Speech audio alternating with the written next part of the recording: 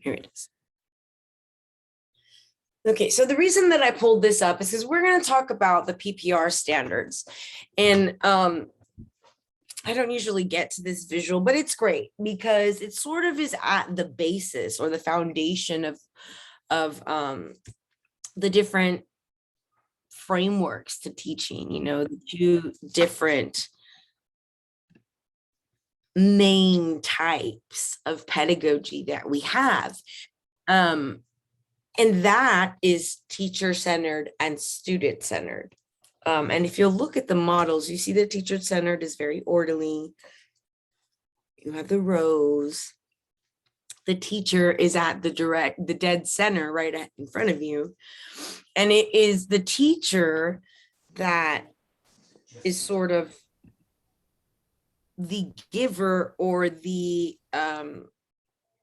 holder of knowledge and experience, right? It's all here. And the students are just in class waiting to be filled, right? Waiting for the teacher to give them the knowledge and the experience. That is not the way in which, real learning takes place.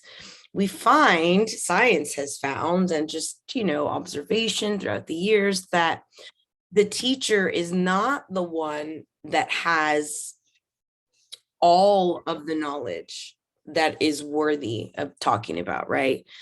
Not all of the experience. So in this student-centered, what you have here is that the knowledge and the experience and the beliefs, they are dispersed to include everyone, where everyone's ideas and experiences are fruitful and beneficial to the learning. And that's a really important concept when we go back and take a look at the standards, because most of what the teachers are supposed to be doing is finding ways in which they're extracting from the students their own experiences and connecting them to the ideas and the relevant content, getting the students to take their experiences and their own knowledge and getting them to make those connections with the teacher, not as a giver of knowledge and experience, but sort of as a mediator, an interactor, a manager of sorts. All you see is a black screen. Who is only seeing a black screen? This is a problem. You got to speak up if you see a black screen. Yes, Victoria? Yes, I just logged in and all I see is a black screen and it says Stephanie Sosada has started screen sharing. Oh no. Okay, I'm going to stop sharing. I'll start it again. Does everyone else only see that? That's unfortunate. Since what I was saying was okay. So we're going to go back. Can you see it now? Yes. Yeah, I see it also. Excellent. Okay, great. So as I said before, the main difference between these two models is here the teacher is sort of like the hoarder of knowledge and experience, right? And what we want is to think of our lessons as a chance to extract. And if you look at the arrows, it's back and forth. It's back and forth where they bring to the lesson pieces of their knowledge, pieces of their experience, their culture, their likes and beliefs into the lesson and the conversation with collaborating students. And that is a more fruitful or meaningful pedagogy model. Hopefully Paula doesn't have the same issue. We'll ask her in just a bit. So the goal in all of the questions for the teacher is always, how do I make this lesson or how do I make this activity better suited to the student, where they are, their knowledge and experience in account for, and that's an important thing to keep in the forefront of over the standards or close to the standards, because while our knowledge is important, we have to know our content area, we have to have all this knowledge. It can't be just we're giving a lesson and the students are taking notes. We know that because, sorry guys, we know that because of what science says, right? Empirical data, studies over and over and over again that tell us the way in which students learn if they're part of something. And some of you are returning to this session, so much of this is review. I might say some things that I didn't say before, so anything is useful still. Remember that the standards translate to the domains, essentially, with the exception of domain 3, which includes standard 3 of the PPR standards, and also standards 1 through 7 of the technology application standards. And that document has also been included for you in this file folder. This resource folder, okay, you can see it now. Can everyone still see the screen? We're on the PPR document. We're looking at the standards. This is what the state sends to the test maker, to Pearson. And this is where they create the exam. And so this document is in a Google folder, and it's here in the chat box, the link to it. So if you don't already have access, please copy and paste that link, save it so that you can retrieve the things that we go over today. So the biggest sort of trouble areas, if you will, for test takers, and if you've never taken it before, that, you know, that's great, because you haven't, you know, no setbacks. And if you have already taken it, then you know what to expect. So you won't fall into the traps. Either way, you're in a good position. Standard 1 typically gives teachers a difficult time on the exam. It's domain 1. So standard 1 is domain 1. And I believe it accounts for something like 37%. I'm not sure. We'll take a look at it. It might be 33. Let's just say 33. Let's be underwhelming with our estimate. 33%. And that is on your ability to design instruction. Domain 1 is about you designing instruction that is appropriate for all students, EC through 12, whether they're special ed, whether they're 504, whether they're ELL, gifted and talented, socioeconomic disadvantage, going through a divorce, wherever they are, that you are designing instruction that is appropriate for them, that obviously reflects relevant content knowledge. But this other and portion, this and is a big and, because it's design and assessment. It's your designing of instruction and assessment. And that dichotomy of instruction and assessment is really important, because we utilize assessment to drive our instruction, our design. We assess the students not to just arbitrarily give them a grade and make them feel bad or good about themselves, but to give us data so that we can collect and be able to ascertain where are they in their learning, whether it be on a particular objective, whether it be in a unit, where are they in their learning, and where should I go with my design? Where should I go for my design so that they can achieve success? And for success is promotion of student learning. Promoting student learning is success, their academic success. So all of standard 1 is, sorry guys, let me get out of this. All of standard 1 is about designing instruction and continuous and appropriate assessment. Continuous means that you're checking all the time, every day, multiple times a day. Continuous means that in a class of 45 minutes, then you have collected maybe 4 different types of assessment, 5 different types of assessment. Now, they might not be the types of assessment that you're thinking. I'm not talking about multiple choice exams or pop quizzes. I'm talking about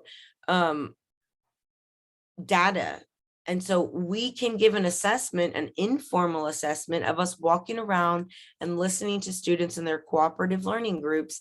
And that is a type of assessment. If I walk around and I hear the students talking about a movie that's going to come out this Friday, which you don't hear very often, actually. I don't even the thing that I get off topic. But if I walk around and I hear that, then I'm not hearing the things, or if I walk around and I'm hearing the students choosing the wrong words as their examples of diction, then I know that they didn't understand what diction was. Diction is a very particular word choice. It's word choice on purpose to prove a author's tone. So if I walk around and we're learning, that's the objective, for them to be able to identify tone and the author's use of it or diction in order to ascertain tone. And I walk around, then that's one way. If I get an exit ticket, that's another way. If I ask the questions, that's another way. So we are continuously assessing them, again, not to be able to say you're good or bad at this, but to gather data and say, how was my instruction on tone and diction? If the bulk of the cooperative learning groups are not choosing words that show that they have an understanding, that they reflect an understanding of tone and diction, then I have to go back to the redesigning board and redesign my instruction, which would be appropriate for them in order to achieve that. And then again, continue with that, with the continuous and appropriate assessment of them. Domain 1 is standard 1. Why is it important for us to look at this document that they send to the test maker? It's important because a lot of the language, the pedagogical language that you might see on the exam that might throw you off is going to be on this document. But also, it specifically lays out each standard, each objective that we are supposed to be able to do in the classroom. So what we should know, which should be our knowledge base, having to do with designing and instruction. And then what can we do? And in the exam, the answers are going to be the teacher doing a skill from this side. They'll be changing the instruction in order to motivate students to want to learn and achieve, planning instruction. And if you know anything about engaging students, engaging active learners, and what motivates students to be active learners, then you would know of what types of things help with intrinsic motivation.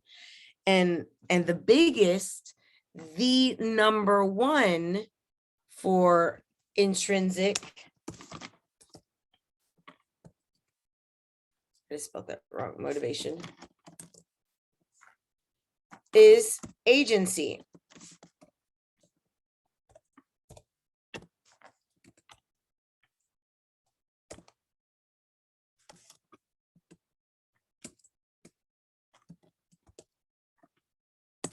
Ownership of decisions. This is totally spelled incorrectly. There's an N supposed to be in there. How do I get over there? Why won't it let me go?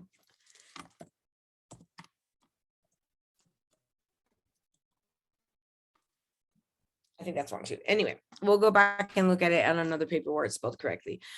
I apologize profusely. I was born in the time of spell check. So agency and ownerships, again, decisions. They have to be able to feel like, now we cannot obviously give them like, go willy-nilly and you're in charge, but giving them a choice as far as like, you're giving a research mini project and they get to choose who they do research on or choose a topic. If they chose the topic, they already have a natural human nature buy-in because they chose it. They were already interested because they chose it. So the work that comes after that is much easier felt and sometimes even enjoyed if they're interested, truly interested in what they choose. So intrinsic motivation, ways in which to sort of spark intrinsic motivation from the inside outward would be to give them agency and to include them in some of the decision making. And some of it's not possible, but some of it is. For instance, every year at the beginning of the school year, I would make sure that my students understood that, like, I thought of us as a team, like a sports team, only we were like an English team, you know, and we had all these goals that the school set for us, the state had for us, I had for them, they had their own rules. And goals.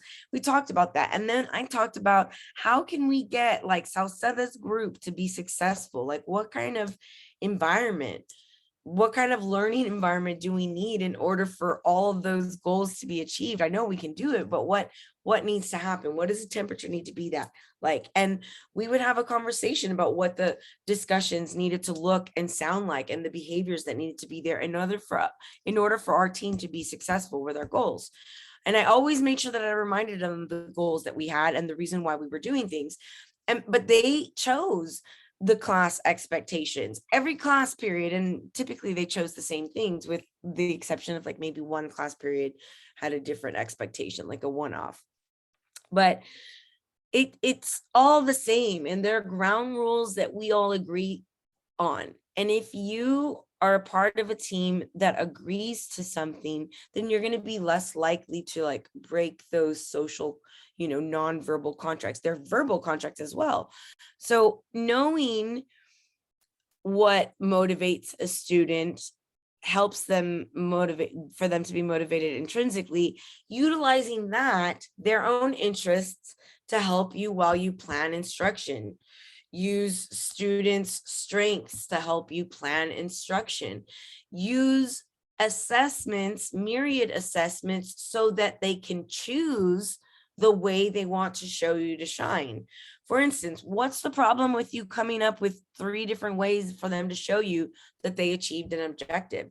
Like maybe some people like to talk about what they learned. Some people want to show you. Some people want to teach someone. I mean, there's so many different ways that you could do an assessment, but giving the students a choice does something in their brain as far as the buy-in for them and their motivation to do well or to be in it. So whenever possible, and you can't always give them blanket choice, like choose your thing, give them an option of 30 or an option on a list, or whatever the case may be, giving them myriad opportunities to feel like they are in control, like they are agents of their own learning, will help them to be lifelong learners. And that gets that buy-in, that intrinsic buy-in. That extrinsic buy-in, that's when you tell kids, okay guys, if everybody is good in their cooperative learning groups or follows expectations, you'll get hot Cheetos and cheese on Friday. Okay, that is an extrinsic motivation. So now maybe everybody's going to be cooperating in that cooperative learning group or behaving, but maybe not getting the real salient benefits that intrinsic motivation does when they're motivated to do better outside themselves. Okay.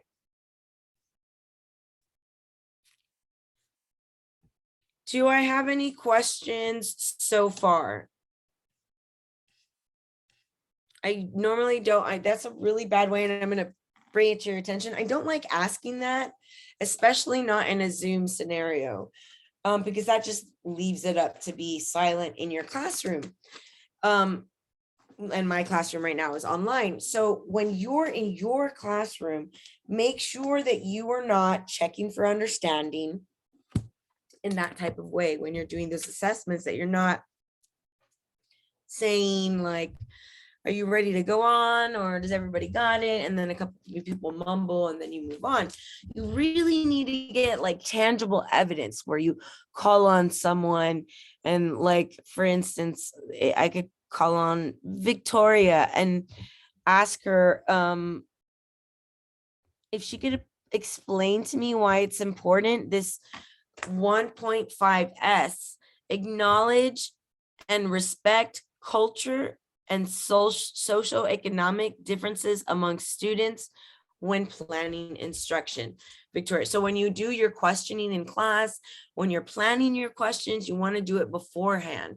So why is it important to acknowledge, and where did my coloring thing go? Let me get it. I'm this is for you, Victoria. You can unmute yourself. So 1.5S is a skill that we have to do. It is imperative that we acknowledge and respect cultural and socioeconomic differences, and we keep that in mind when we plan instruction. Remember, standard 1 is all about that design of instruction. So why is it important for us to even consider their cultural and socioeconomic differences? I would say to see how much they really understand. Okay, well, that for sure, definitely we want to take that into consideration. But for instance, if you went into a classroom and you are an art teacher and you love to do all of these big projects where your students bring in supplies from home, but you're at a new school and it's low socioeconomic. So like, what do you have to change in your planning based on the group of students that you have now?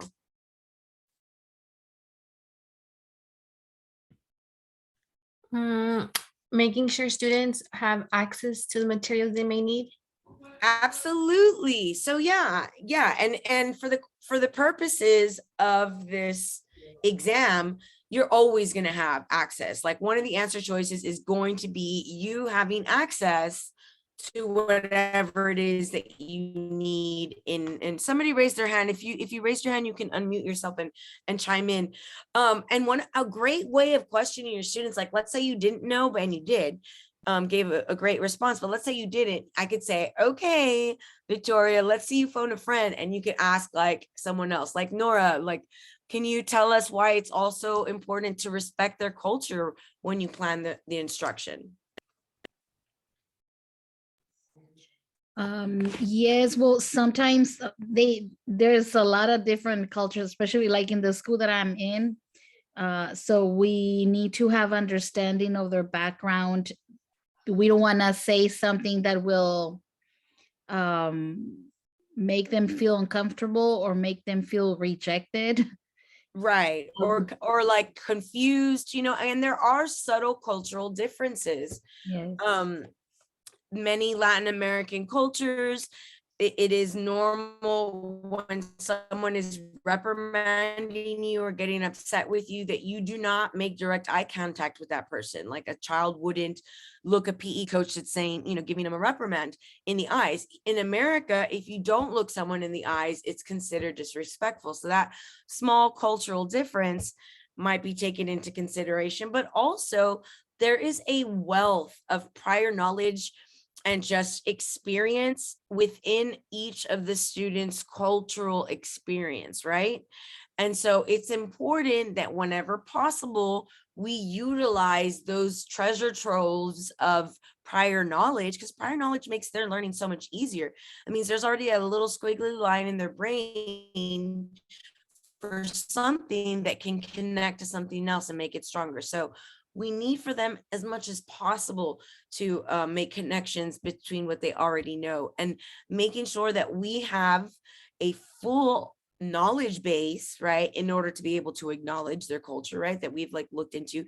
If you have students that are from Nigeria, you should research Nigeria.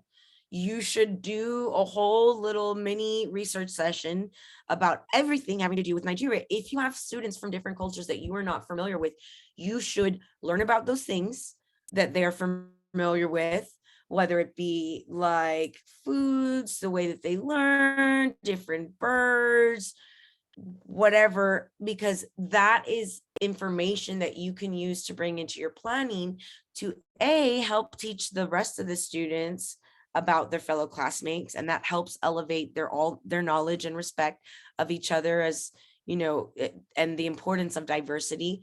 But also, again, you have that buy-in with the student. If you're interested and you took the the time to take something from their Nigerian background and include it in the lesson in some way, whether it be in the vocabulary lesson or in some way, that is going to give that student in validation, intrinsic motivation, because it's like direct connection to me, my life experiences, my culture, and all of that resonates with the student. So it's very important that one of the things that the teacher does is know her students, is know who they have in the classroom. Who do I have? Because I hate it that when I move things around, it goes away. Because you have to design appropriate for all students. That means from Nigeria, that means special ed, that means, you know, their ELL, intermediates, wherever they are, that instruction, you have given thoughtful consideration to the people that are there. This is important because on the exam, they're going to give you little hints. And this sub area, these standards, these are all standards concerning students, how you plan with your students in mind. You have to adapt lessons to address the needs of students' varied backgrounds, skills, interests, learning needs. What kind of a learner are they? Are they kinesthetic? Are they visual? Are they audio? Auditory learners? Do they need linguistic supports because they're ELL learners? So this is everything you need to consider when you are designing appropriate instruction and assessment for your students. I mean, having to do with them, what you have to think. And when you take the exam, like I said, they're going to give you hints. They'll give you an age group or a grade level, right? They're not giving you that for no reason. They're giving you an age group. How can I move this? They're giving you, well, that's fine. An age group and a grade level so that you will remember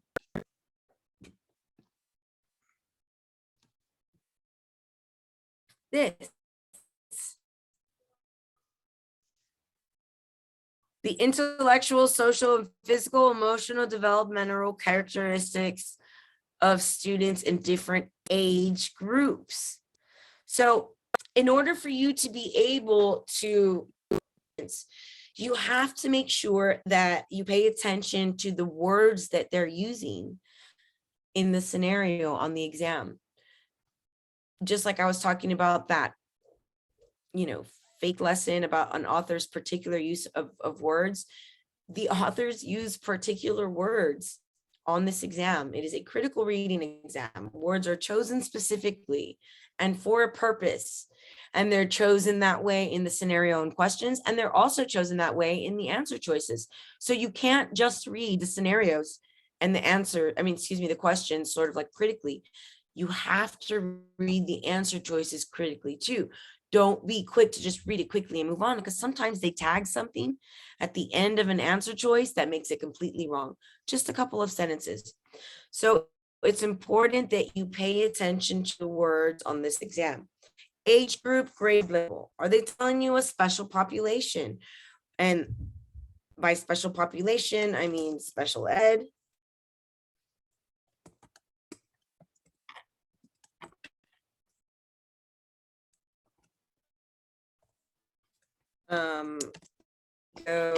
Disadvantaged.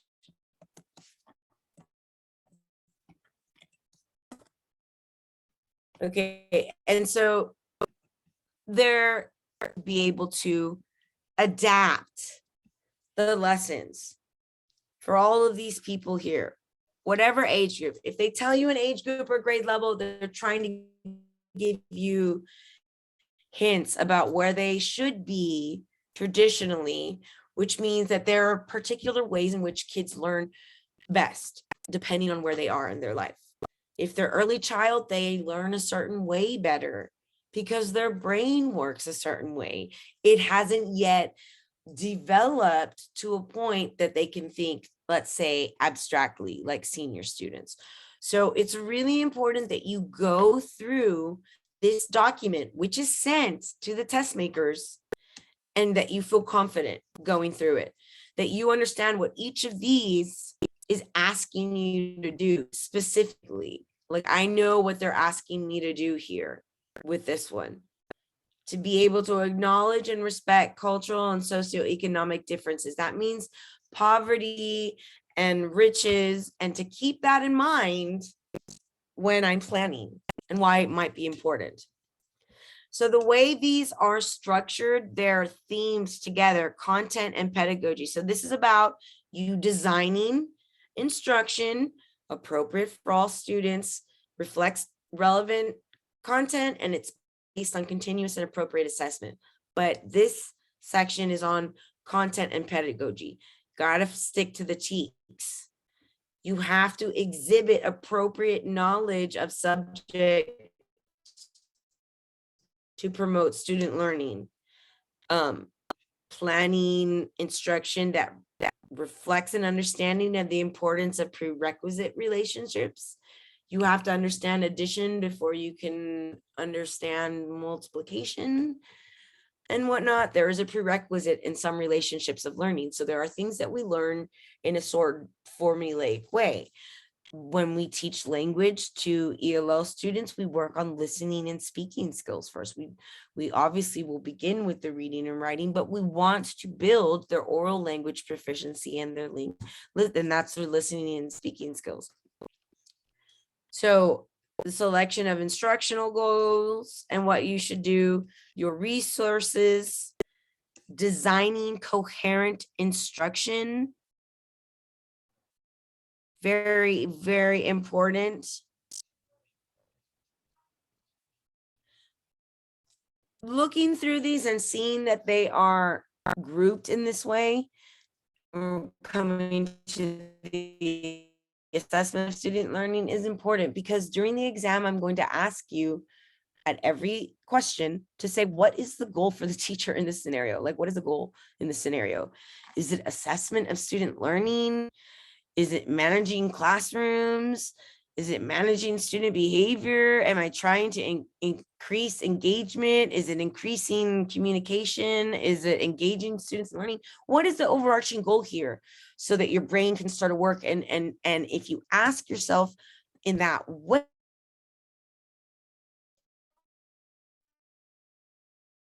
more easy visible, you're more easily able to get rid of those. And we'll take a look at some. So what I want for you to give very, very close attention to are standards 1 and 3. Standards 1 and 3 in the PPR folder. 1 and 3. And we're going to take a look at why in the manual.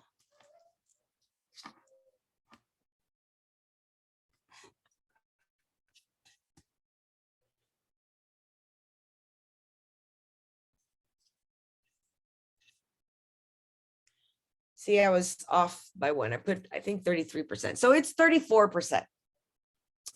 And what I want to bring to your attention, and why it's really important for you, especially to understand standard 1, because here it shows you the importance of standards as far as weight on the exam. And by weight, I mean, like, how much are they going to account for the questions on the exam? So this makes up the bulk of the exam. And here you have the competencies of the domain on one side, and the standards that I was talking about that we were taking a look at on the other side. You'll look at standard 1 is all of domain 1. That's all that domain 1 is standard 1. Standard 3, which is the second largest testing area, accounts for 33%, is standard 1. Again, standard 3.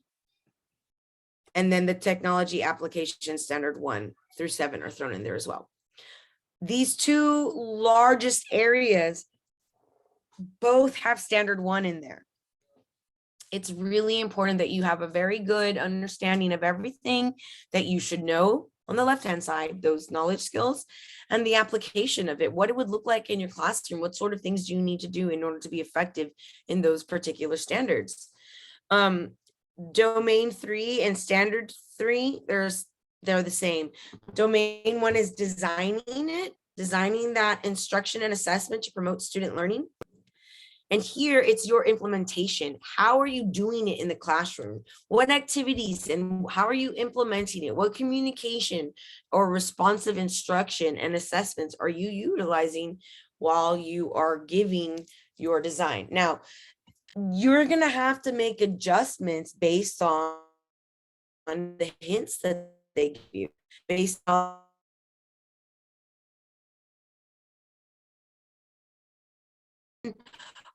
or is it during class lecture, or is it during a lab, or is it before the lab takes place? Is it after the reading, before, during and after? Important words to pay attention to, those time markers, if they tell you first, second, or third. Pay close attention to the clues that they give you, because all of the goals that you have for the teacher, all the correct answers, you know them. They're on that standards document. You should be able to pick them out if you can ascertain what is the main goal for this teacher, and then see that the other ones don't achieve. And the way that they trick you is that sometimes they give you more than one really great strategy, but it might not achieve that goal. And if you have that goal in mind, then it's easy to sort of spot the fake, the one that's just a good strategy but really doesn't get the job done. And it's a tricky exam because they're not just asking you for any good strategy. They want the one to get the job done, the one that they specifically said, the particular word choice that they used. So again, I cannot tell you how important it is for you to understand standards 1 and 3 before you go in to take the exam. Of course, all of the standards are important, but just as from a mathematical perspective, the majority of it. So if I wanted to do a really crazy critical study, I would study standards 1 and 3 very, very well.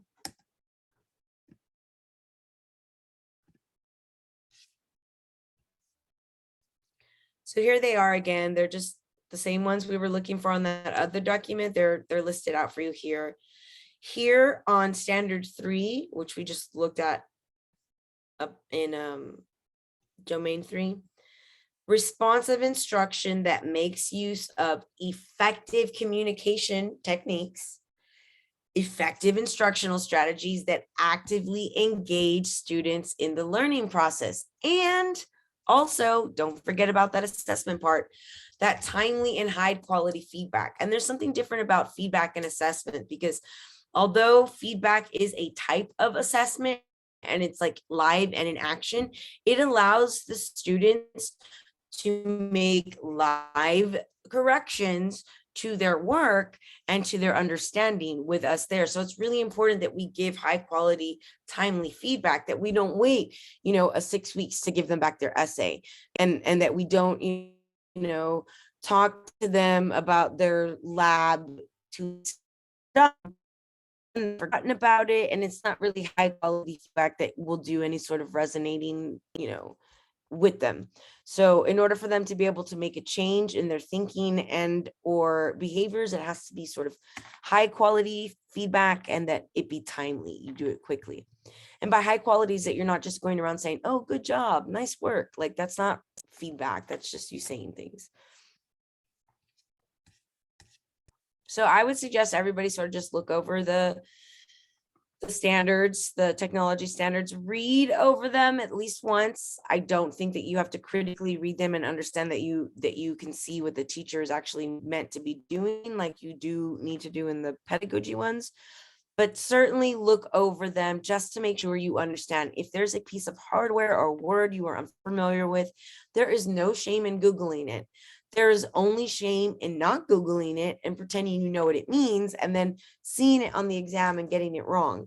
So honestly, just take 2.5 seconds, Google it, and then move on with your life. But certainly have a look at it. Don't go in blind.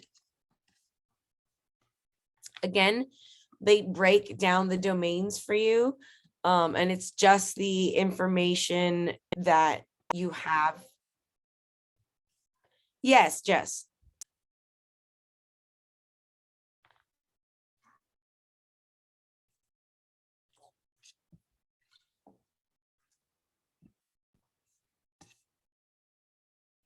I'm sorry. Jess, can you unmute yourself? Were you trying to raise your hand? I'm sorry.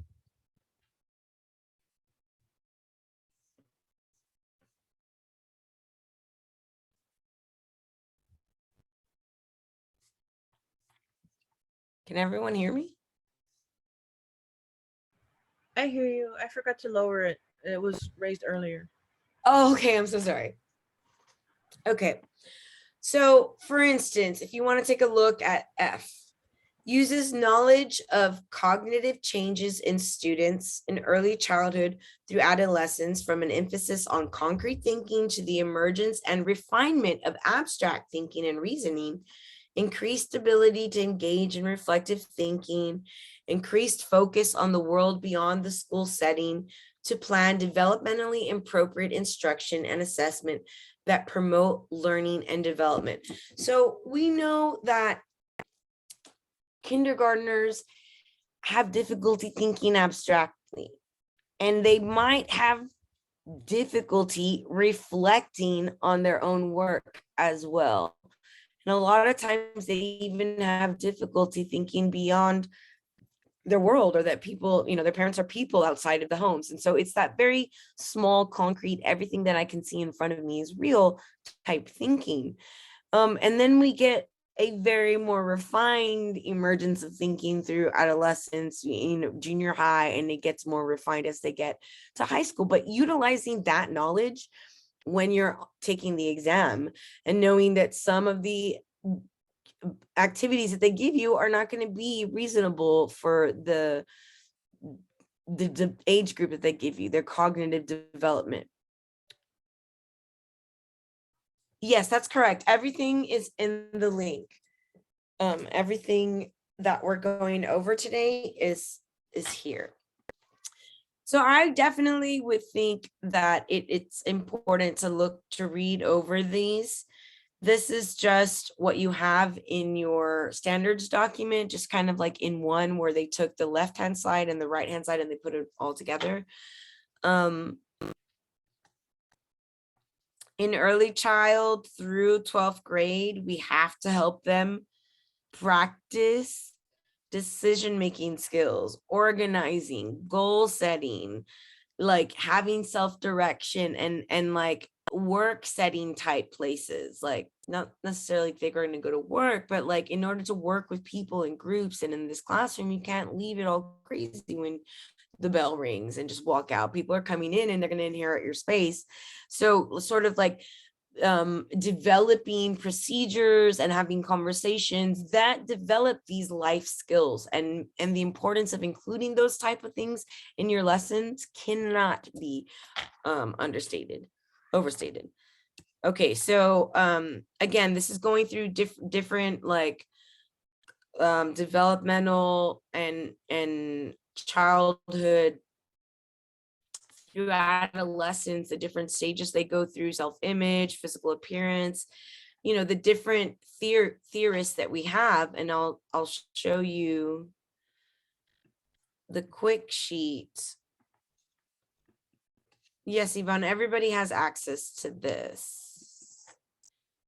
So here in this little quick sheet on the front, it shows you Piaget's theory of cognitive development, and Erickson's, Kohlberg's, the physical development. 3 to 4 year old, they're characteristically high energy, large muscle coordination. They can walk upstairs and they can self-dress, but like they're high energy and they're going to be all over the place, getting up out of their seats. We know this about those little ones. Increased ability to draw and use tool at 5 to 7 years. So we know that that's when they're barely getting their perfect hand-eye coordination, like perfecting it, which makes sense because we don't have them do, sports that requires hand-eye coordination at those ages because they just don't have it physically, cognitively. It's not there. To go through psychosocial development, moral development, just gives a really nice rundown of all of those diversity staples. The theoretical staples there. What's important to understand about diversity is that we need to get the students to understand that the more diverse our classrooms are, the more diverse the perspective is, the more meaningful and fruitful the learning experience is. The diversity only makes things better. And so, you know, that's why it's important to acknowledge the different cultural differences and sort of not just acknowledge them, but just like highlight them and say like, oh, you know, we have a student from Nigeria and we're going to learn some stuff and they're going to tell us some stuff about it and, you know, get them involved in that and making it to where that is something that is a sign of excellence to be in a place. And it really is, like, even on a biological level. And I always use this when I explain it to my students on how diversity makes things better. Because all students want to work in groups with just their friends. And this is also for diversity. You want to have a very diverse population or grouping in your cooperative learning groups. You want to very specifically, carefully craft your cooperative learning groups so that there is maximum diversity of not just ability, but of perspective, of socioeconomic group, of linguistic ability, of like different cultural groups, so that they're not just with people and talking to people who see and hear and think what they do, because that's how we know that things die and they don't thrive in those situations. And now I'm getting to my other point of biology. They give poop enemas where they actually put the poop of someone else in an enema and they shoot it into someone else's intestines, and that fixes the other person's intestines because it gives a diversity in the bacteria, and it makes their intestines more strong and they're able to have better bowel movements and not be in pain and cramping. The diversity. So when it gets low in diversity, you're looking at very ineffective. And so just sort of recognizing that and uplifting that and getting the students to feel like not only are there there's educational equity, but that it's like a good thing, you know, to bring a different cultural aspect, you know, that diversity into the classroom. The different learning styles. Here it talks about intrinsic, natural curiosity, their natural interest. If they're interested in it already, you already have the buy-in. That's half of the difficulty there, is getting them to be interested. So if they chose it and you give them that option, you're already getting that intrinsic buy-in. Again, extrinsic. Oh, I did spell it right. Never mind. I did spell it right, guys. It just looked wrong to me. Intrinsic. So that is that internal motivation that we try to get all students, you know, to get that flame lit within them. The different types of learners that we have auditory, visual, tactile, and you want to make sure that you are making your lessons accessible for everyone, which means that you're including a little bit of everything, a little bit of audio, a little bit of visual, a little bit of tactile, so that everybody gets, you know, equitable learning in their learning style, right? In their like particular choice learning style. And again, if we can figure out ways to give them access to assessments in that way, certainly we want to do that as well. With our English language learners, it's really important, and I'm going to go to that other form quickly, that you take a look at this ELPS instructional tool, and it is a sort of how-to guide for supporting your beginner and your intermediate ELL students, your English language learners. And those are the students that have the most need linguistically. So it's just easiest for the testers to ask you questions where you would have to make adjustments, you know, concerning beginners or intermediate. So it's important to understand the descriptors, like what can a beginner student do as far as listening? Can they understand anything? Actually, no, they really can't. Very few words. As far as speaking is concerned, beginners have very few. They cannot hold a conversation with you. And they might be able to say or parrot back words to you, but it's not going to be something where they would be able to carry out a message and get you to understand, and nor will they be able to understand you as you're speaking to them. And then so there's certain descriptors for each of them, and we'll take a look at the descriptors for this is the descriptor for listening skills. So we have 4 different kinds. We have listening, speaking, reading, and writing. Those are the different kind of language skills that we have, English language skills. And so we have 3 descriptors for speaking. They're type of spoken English understood and how much the understanding is dependent on supports and linguistic adaptation. That's the first descriptor. The second descriptor is the degree of comprehension demonstrated when interactions are not modified to include supports and linguistic adaptations. The third descriptor is the degree of need to seek clarification to understand or confirm meaning of spoken English. So we'll see what beginners. Beginning English language learners, ELLs, have little or no ability to understand spoken English used in academic or social settings. These students struggle to understand simple conversations and simple discussions, even when the topics are familiar and the speaker uses linguistic supports. And these are the types of linguistic supports they might be using. Visuals are a type of linguistic support. Slower speech in order to make sure that you are enunciating is a linguistic support. And other verbal cues and gestures, kind of like gestures, is a linguistic support.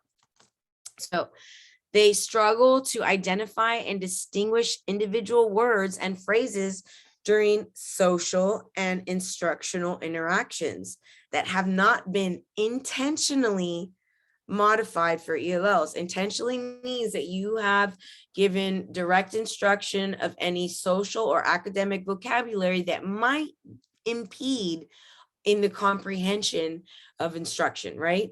So if you haven't done that, it's going to be a struggle for them to have that. It says here may not, they will not. They don't have the words to say, I don't understand you, because they don't even understand the words that at first you said. So they're not going to seek clarification, which is why it's really important as teachers, and that you remember on the exam, that our beginners need for us to super baby them as far as needs assessment. We need to constantly be asking them if they need clarification, because they don't have the agency yet to say, Miss Salceda, I don't understand what you just said right now. Everything that you just said, I don't understand it. They don't have that yet. And so intermediates have the ability to seek for clarification. Like they know, okay, I didn't get what you just said right now. Like I knew some of what she said, but not all of it. And they might say, Miss, I just got a little bit of what you were saying, and ask for it. But intermediates would, they have so much more hold on the language when they're at that intermediate level of language proficiency. So it's important for you to know all of them, read through all of them, but really understand what sort of things your beginners need and how that might affect your lesson. How is that going to affect who you put into groups? Would you put a group of all beginners together in a cooperative learning group? Somebody unmute themselves and answer yes or no and say why. No. No, because Yes. I think putting a mixture of students will help the ones that are lower in their language to acquire that language that they need to. Absolutely. That will help them in the acquisition of the language. And that's a really important point. Thank you so much for your participation. Our ELL students have a more difficult job than anyone on campus, because they're not just learning everything in their grade level. Let's say it's Stephanie and she's in 7th grade and she's an ELL student, but she has to learn 7th grade English, 7th grade math, 7th grade history, all those concepts, all those facts, all those TEKS, in addition to acquiring a language. So it's really important that all of our teachers are utilizing strategies within their content areas that will help them not only understand their content areas so that we can help them achieve that, but that so we could also graduate them from beginning to intermediate to advanced high, so they can acquire the language and move on up. So let's take a look at speaking. The descriptors are discourse, they're speaking, type, and length fluency. Beginner English language learners have little or no ability to speak English in academic or social settings. And that's really important, that beginners even lack the BICS, and I'm going to type it for you here as soon as I get my thing back. And that's on that other page, this definition that I'm saying for you here, or this, what I'm writing, BICS, and they stand for basic interpersonal skills. Basic interpersonal communication skills. And that's just me being able to say, hey guys, is there anything interesting on Netflix? Or like, where did you go? Or hey, I'm hungry. Or you know what, my head hurts. Just being able to say my head hurts is basic interpersonal communication skills, the BICS. It typically takes ELL learners, with everybody's hands on deck, 3 to 4 years, I would say lengthening into the 5-ish years, if everybody's hands on deck, to get those basic interpersonal communication skills. And one of the biggest helps or supports that we can provide our ELL students in our class is designing instruction that allows them every opportunity to practice listening and speaking. They have to practice somebody, a model English speaker, say Mississippi, Mississippi, and hear them say all the individual things, enunciate, and have them practice saying it back, or whatever it is that they're saying. But they need those opportunities. And if a teacher is not planning opportunities for think, pair, share, find somebody who, have a discussion with, then they're not going to be practicing the language, and they're not going to be gathering those listening and speaking skills that are so necessary for them to be able to continue in their process. So they mainly speak using single words, short phrases consisting of recently practiced, memorized, or mimicked, right? It's like highly familiar. So they might say yes or no, but nothing like I have a headache or my stomach hurts, or I didn't like the pizza. May be hesitant to speak and often give up in their attempts to communicate. There's a lot of silence just because I don't want to deal with the frustration of not having the words to express myself. They speak using a very limited bank and high frequency, high need concrete vocabulary, including keywords and expressions needed for basic communications. Lack knowledge of English grammar necessary to connect ideas. So the sentences are going to be broken and choppy.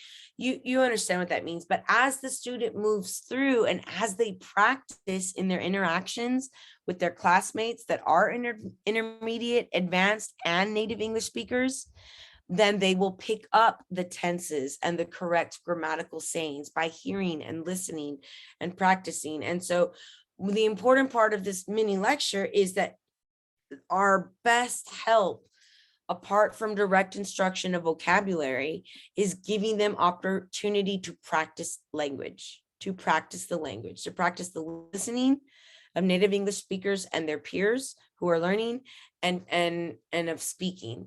And in order for ELL students to feel safe to speak in class and with accents, and not, then you have to created a culture of excellence, a culture that knows that if you have an accent, it means that you use more of your brain because you speak more than one language and you're smarter than everyone who does it. So like creating a classroom culture of excellence where we don't make fun of someone who mispronounced something. I mispronounce words that I see for the first time. And if I'm trying to read Russian, I'm certainly mispronouncing lots of things. So just making it to where the classroom feels comfortable enough to practice those things, very important. Very limited reading, only with practice. Read slowly or word by word in the beginning. They won't be able to very much at all, only if you've gone over it and they're memorized, or they're like part of those high frequency words. Not until they get enough in their bank to play around with the language. Okay, let me see. It's 7:30. We're gonna pause here, and tomorrow we are gonna start immediately with the questions, with going over some of the questions. I would like for you though to please take a look at the resources that we have here and look over them. That way, if you have any questions, you can come with them ready tomorrow. If you'll take a look at what we started the class with, you'll see why this model here, which we have to use it, right? We have to do direct instruction when we're teaching a new concept, right? Or if we're doing vocabulary instruction, we're up here and we're giving a vocabulary. But literally everything else has to be a shared experience. And you see the experience and how you're supposed to be planning and taking their culture, their interests, all of it into consideration. That is the type of teacher and teacher goal that you should keep in mind on the day of the exam. We're trying to choose the answer choice that gives the student the most agency, where the teacher's not in charge, they are part of it. They're part of the learning and part of the deciding and part of the making of their learning journey, right? Okay, do I have any questions with anyone remaining in the class right now? I think that some people left, that's okay, but if you want to unmute yourself and ask any remaining questions, oh my God, you take it tomorrow. Jess, if you want to stay after and ask me some questions, you certainly can. Yeah, I take it tomorrow in the morning. I did have trouble with the section 1, standard one.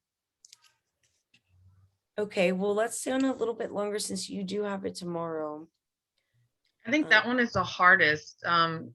And it's the one, like you said, is the, it's worth so much. The standard 1 and standard 3, those are the ones the others I did well in, but those are tricky. And it's just have to remember to look at the key words, like especially like the grade levels and what type of students you're working with. And I did get a lot of intrinsic and extrinsic questions as well. But yeah, those are just little things. Just remember like the strategies that you've learned, and just to look at keywords, because one word will change the whole question or the whole scenario. And absolutely, it's super tricky, which I think is not very fair of them to be so tricky, but it isn't. And let me tell you why. It's not fair, because, and before they didn't used to do it where it was a critical reading exam where they just really test your knowledge on pedagogy. But, and I hate to say this, I probably actually should stop sharing it's a money-making scheme, you know what I mean? Because like every time you take it, it's money in your pocket. And so it's not the fact that you don't understand pedagogy and that you don't, it's not that, it's that you are taking a high stake. Think of it as a marathon runner, because cognitively it is a marathon. It's a 5-hour critical reading timed exam. And so your brain is going to cut corners because it has to in order to get it done. And they know that, and they take advantage of it. And so you have to be mindful while you're taking the exam, like, okay, if you're missing it, hear my voice in your head and say, like, what is the goal for the teacher in this scenario? What are the keywords? Does my answer support those keywords I chose and I said needed to, be part of my main answer?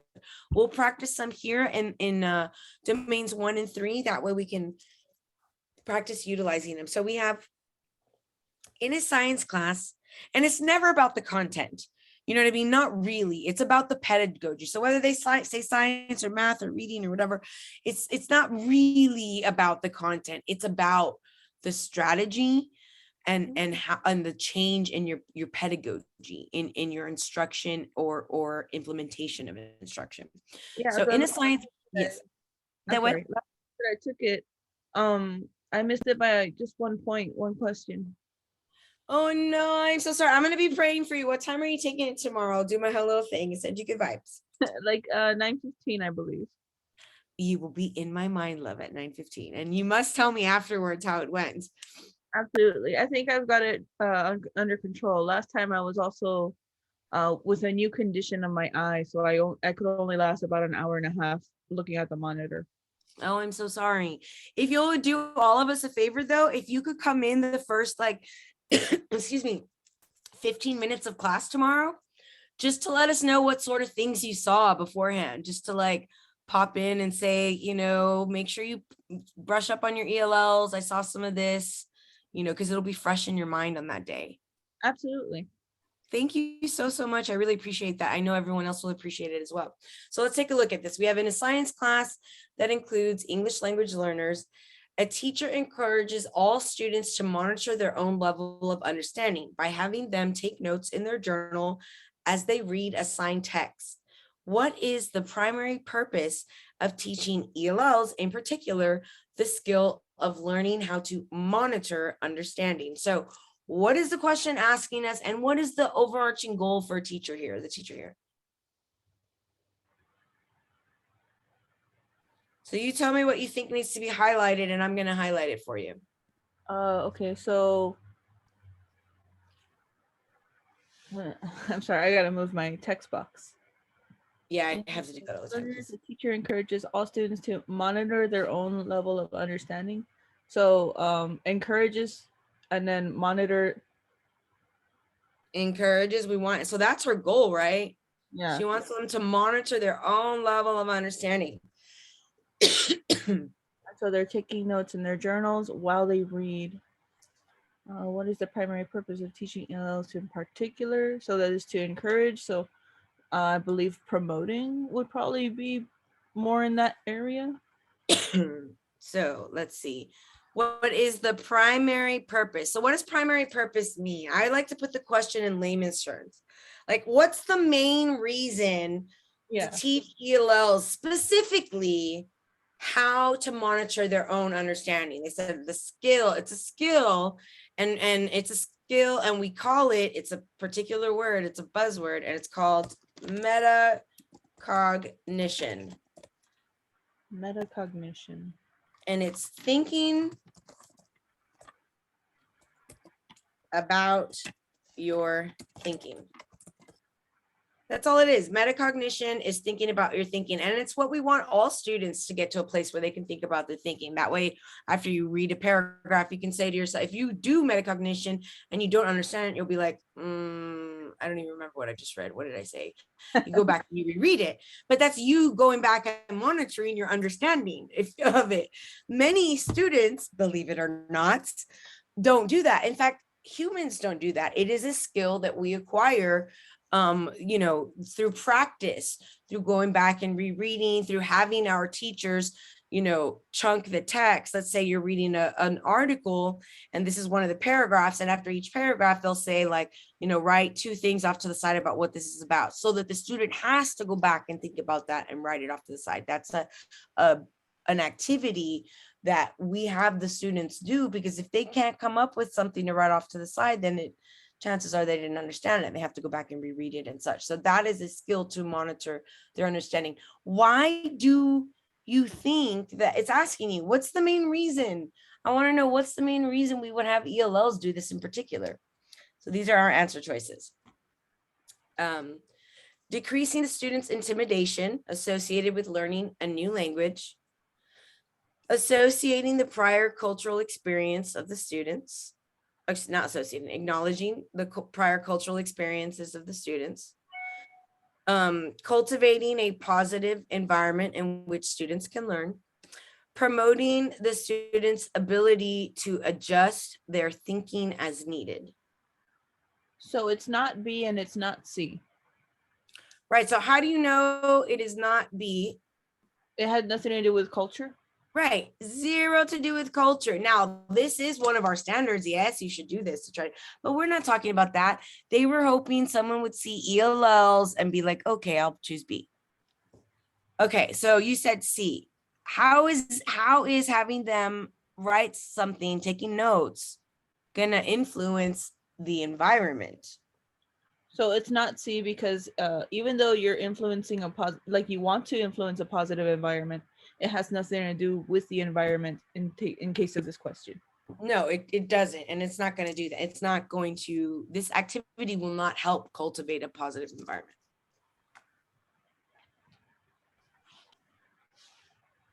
Look at the wording in the language. I would like for you to pay special attention because this is one of those questions where it's not just what they say here, it's what they say in the answer choices. Now look, the state likes to have their language parroted back to them. So which one of these answer choices sort of parrots back the ideas?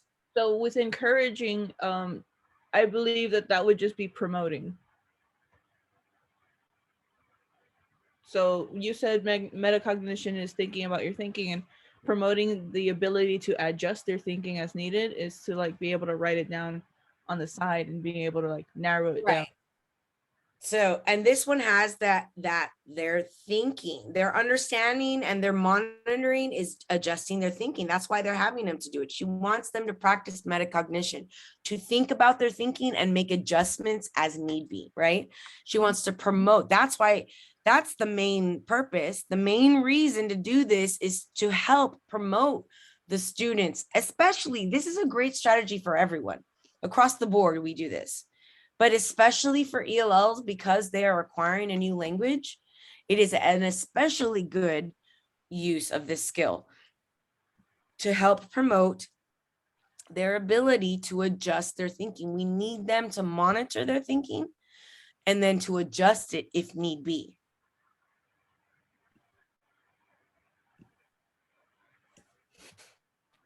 Well done. So we'll take a look at what the state said really quickly.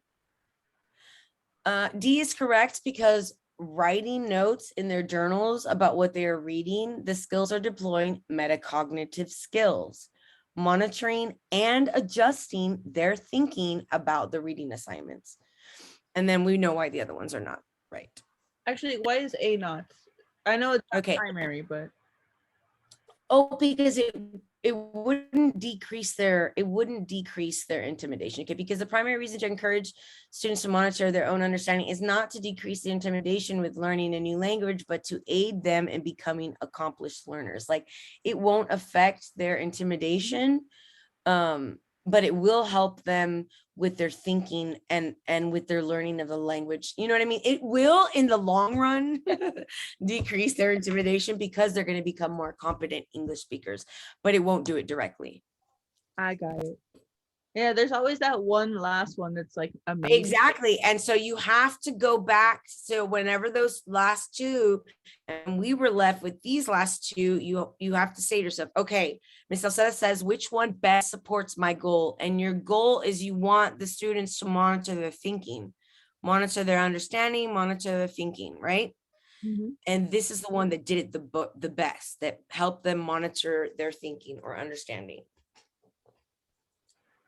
So always go back to what you found was the most important goal, and then make sure that you know your answer choice supports it. And if an answer choice doesn't, then it can't be the right answer. During a whole class instruction, when they give you words like during, it's important because they're giving you a time. They're saying not before instruction, not after instruction, but during.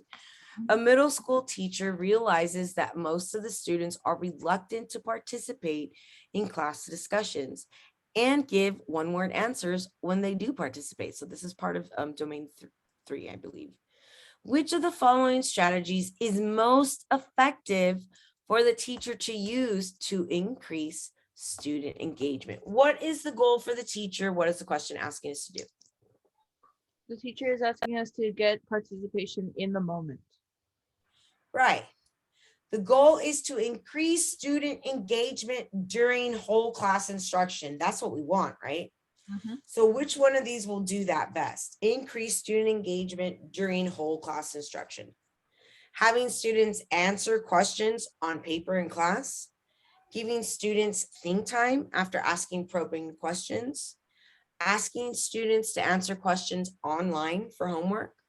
Assessing students' understanding using an oral pop quiz. Now, remember, the goal is to increase student engagement. So it's not C, because that's for homework and that's later on. Right. Right, So we it's want not to in class. increase a student engagement in class. And so what happens if I give a pop quiz? Every class I've given a pop quiz to, nobody wants to engage. Nobody even wants to give me eye contact to like get like, that will not increase student engagement, will it? No, so it's not D either. Having the students answer questions on paper doesn't really like, it's not It's not as engaging. so it'd probably be B, because giving students time to think gives them more confidence in their answer. Absolutely. And actually, if I go up here, can I go up here? I can't go up there. Hold on. We didn't go over it today, but oh, gee, what was?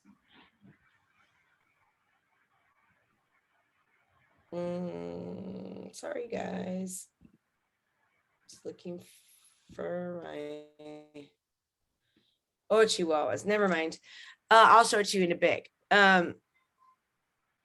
Wait time is a very important concept in teaching, and research shows, science shows that increasing wait time always gets better answers, increasing the student wait time. And it was one of the biggest like sort of lessons I learned when I became a teacher in 2003.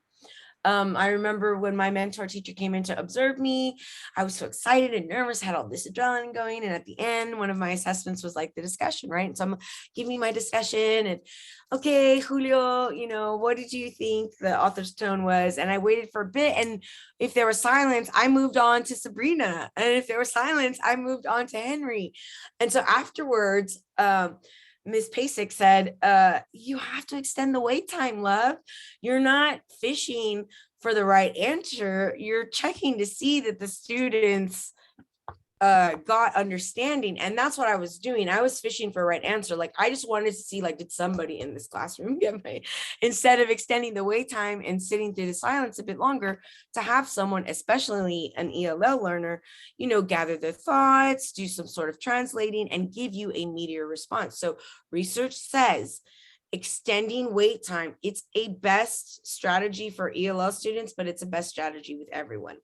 Increasing the wait time after an initial question will evoke higher level thinking and result in more detailed student responses. All right. Good job. Okay.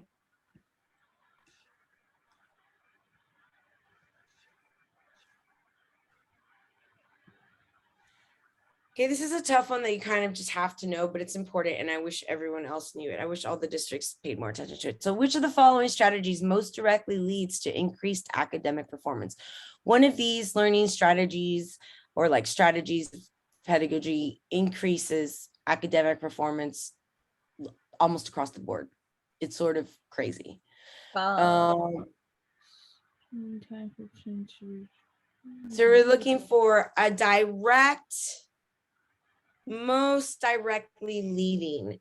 We have integrating social emotional learning in classes, scheduling daily time for students to read for pleasure, rewarding students for meeting specific goals, and enforcing regulations regarding excessive tardies.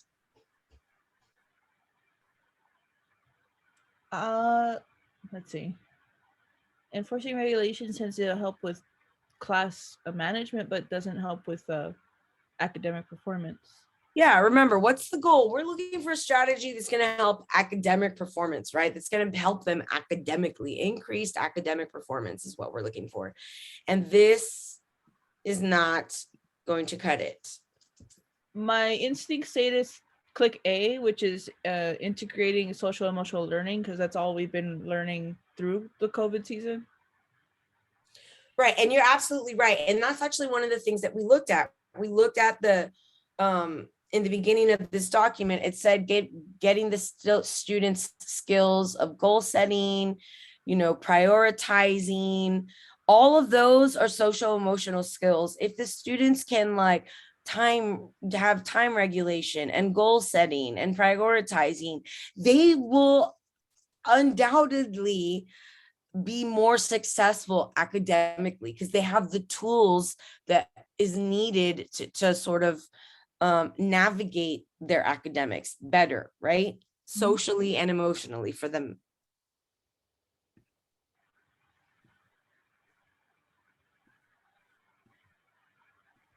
So you're correct. And this is, I'm telling you guys, the research is crazy and ridiculous, redonkulous, how much it just helps so much more if children have these life skills. But research supports the conclusion that integrating social and emotional learning across the curriculum improves academic performance. It doesn't just do that. It like reduces dropout. It like reduces absenteeism. It even reduces tardies without punitive action. You know, it just is really, it creates more whole humans, you know, and the students are better equipped to deal with school. They don't act out as much because they're not overwhelmed. And it's just a night and day with students on campuses that put importance on social emotional curriculum. And there are several that in the state that do. Austin ISD does an amazing job, and EC through 12, every single teacher must be practicing and reviewing those social emotional skills within their lectures daily. Yeah, I mostly focus on that because I'm an art teacher. That's awesome. See, that's a great place to do that. PE and art, like they have a really like they have more flexibility, I would think, and also like art, because you have to like take care of your space and your supplies and the brushes and all of those things. You know what I mean? Like there has to be like a responsibility in order for it to keep on going. So there's a lot of good opportunity for lessons. Absolutely. Actually, I had this a couple of students from last semester come in this semester and start cleaning the classroom for no reason. And when I asked them, they were like, well, we respect the area. You respected us and we respect you. Oh, you see, that's beautiful. You created an atmosphere where it's like, you know, an atmosphere of respect, not just for themselves, but for the area. And that's beautiful. That's what you want to do. That's like the optimal teaching goal. Okay, so this is, I think we're still looking at domain 3 at this point. A teacher plans to integrate technology into a collaborative learning environment. Which of the following student activities will be most engaging to the students and achieve the teacher's goal? So that and I want for you to pay close attention how they do this with the wording, and we'll just like break it apart here. She wants student activity to be most engaging to students, right? But also, don't forget, and achieve the teacher's goal, which is what? What's the teacher's goal? Integrate technology in a collaborative learning environment. Right. So in order in a collaborative learning environment, so in order for the answer choice to be correct, it's got to do those things. It's got to be engaging technology in a collaborative learning environment. It's got to do those things because they said it so in the prescription. So let's go through these and see which we can just say like it doesn't do this portion of it. So presenting a multimedia presentation on a key concept. Is it engaging? Not always. Not really, not super, right? Right. And I would say maybe not. And we don't even know if it's a group. Is it a collaborative? If it's the teacher presenting, not even. No. So I would say no, because it doesn't meet the collaborative clearly enough. And it's not super duper engaging. Creating a blog discussing the attributes of a book they recently read. Yes. Is it online and collaborative? Yes. Yes. And it can be engaging. So this one does all three, but let's make sure the other ones are good because we don't want to eliminate any until we're sure we can bet ourselves $5. Reading an electronic version of a chapter in a book. Okay, well, that's electronic, but it's not collaborative and it's not engaging. No, it's the same as just reading a book. Right, exactly. Comparing accounts of historical events in film and print sources. Again, it's not collaborative, not engaging. It doesn't hit all of the things that we need. So B is the correct answer because it does all of those things. It meets the goal of the teacher and it's engaging. Yes.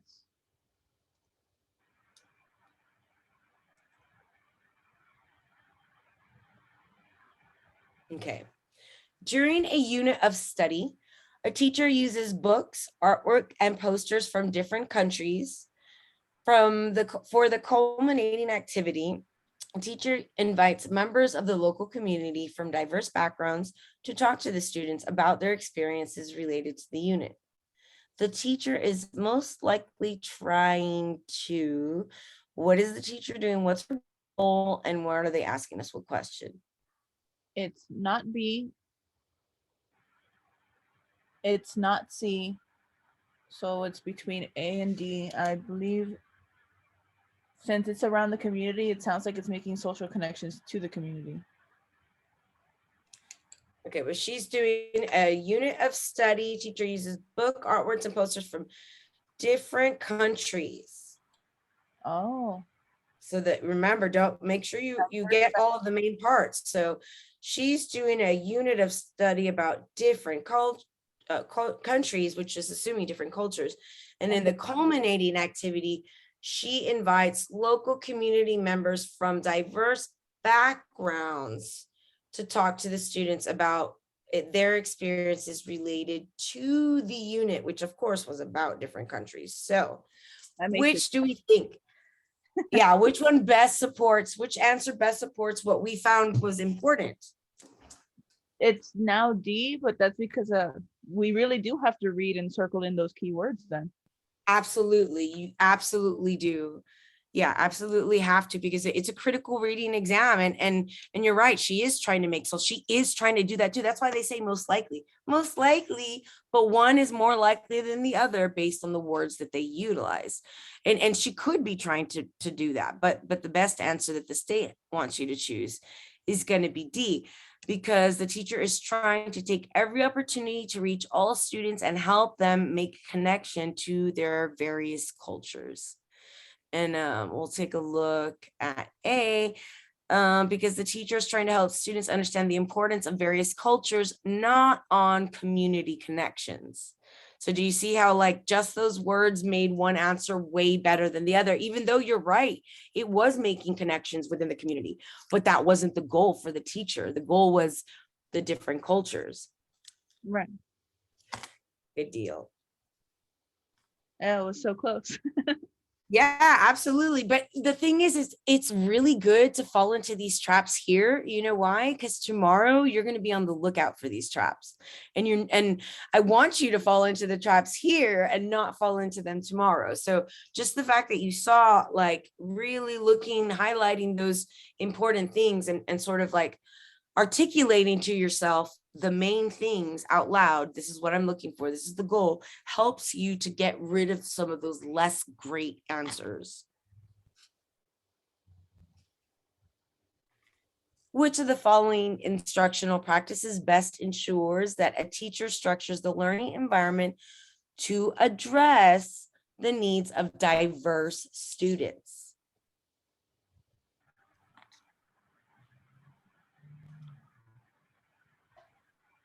Instructional practices.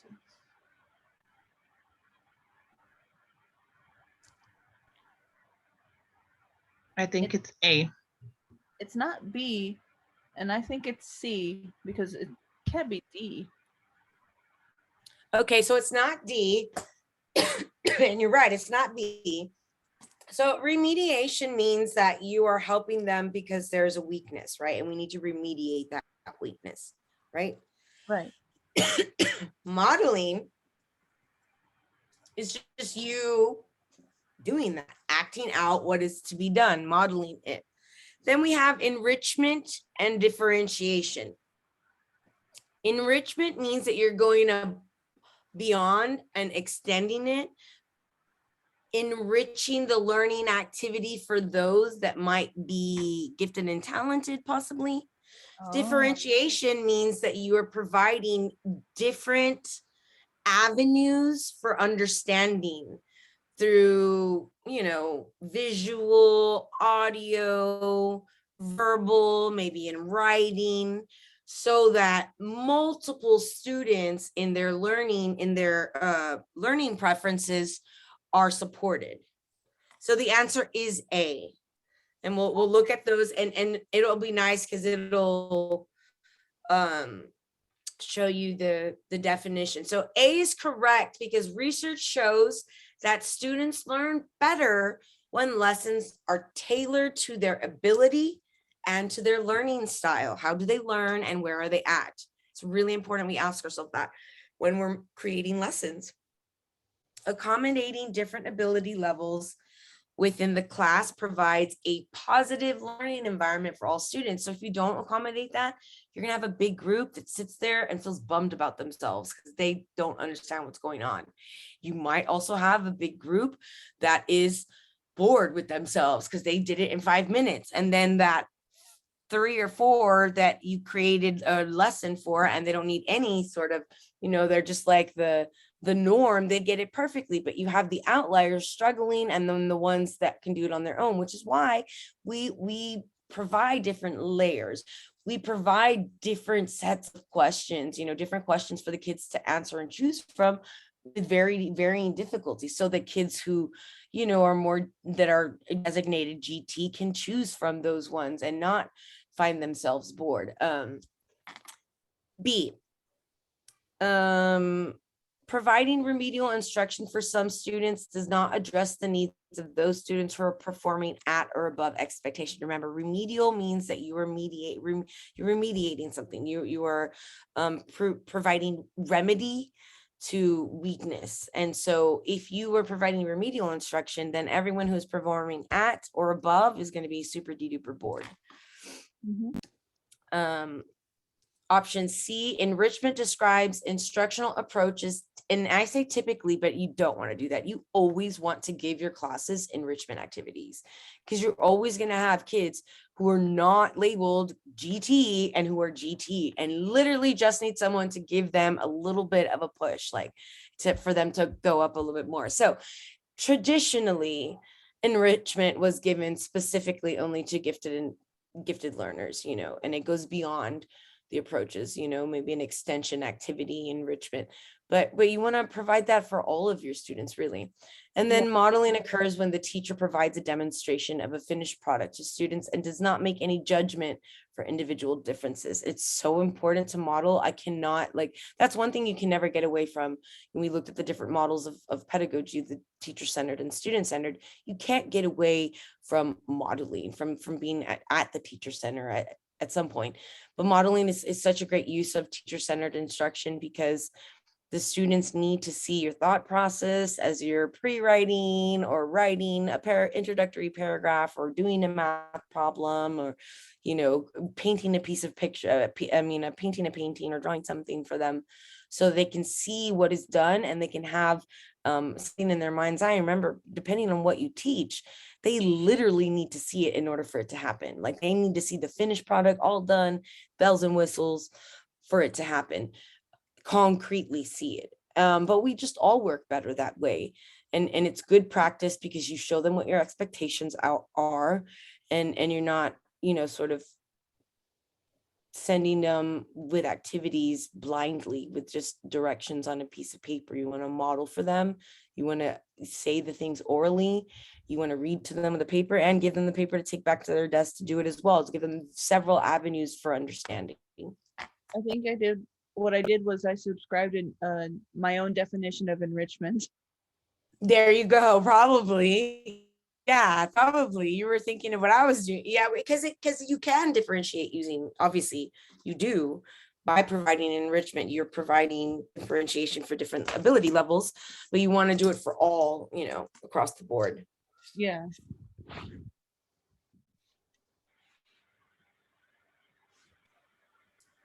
Okay. Which of the following is the most powerful influence on a person's sense of identity before adolescence? Family.